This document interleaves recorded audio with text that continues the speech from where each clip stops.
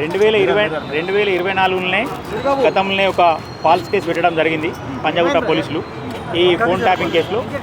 దాన్ని మేము ఎదుర్కొన్న తర్వాత ఇమ్మీడియట్లీ హైకోర్టు పోవడం జరిగింది. మేము హైకోర్టు పోతే ఎఫ్ఐఆర్ అయితే చేసిండ్రో 1205 క్రైమ్ నెంబర్.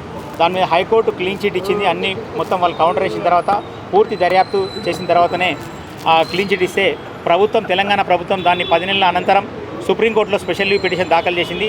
దాన్ని కూడా స్పెషల్ లీవ్ పిటిషన్ కూడా ప్రభుత్వం ఇచ్చిన స్పెషల్ లీవ్ పిటిషన్ను సుప్రీంకోర్టు క్లియర్గా కొట్టేసింది. అసలు ఇప్పుడు ఇచ్చిన నోటీస్తో మనకు సంబంధమే లేదు.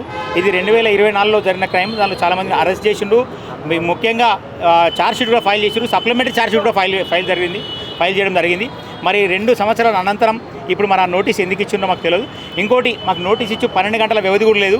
నోటీస్ ఇస్తే మేము కోర్టుకు వెళ్ళే అవకాశం ఉన్నా కూడా గౌరవ హరీష్ రావు గారు ఏమన్నారంటే ఖచ్చితంగా ప్రజాక్షేత్రంలో తెలుసుకుందాం, ఈ నోటీసులో ఏం మనకు సంబంధం లేని కేసు కాబట్టి కోర్టుకు అవసరం లేదు, మనం దీన్నే పోలీస్ స్టేషన్కి పోదామని చెప్పి 11 గంటల సమయం వాళ్ళు ఇస్తే మేము 10:40కే రావడం జరిగింది. పోలీస్ స్టేషన్లో పూర్తిగా మేము విచారణకు సహకరిస్తామని చెప్పడం జరిగింది. ఇలా గౌరవ సిద్దిపేట ఎమ్మెల్యే గారు ఆల్రెడీ ఈ ఇన్వెస్టిగేషన్లో భాగంగా లోపలికి వెళ్ళడం జరిగింది.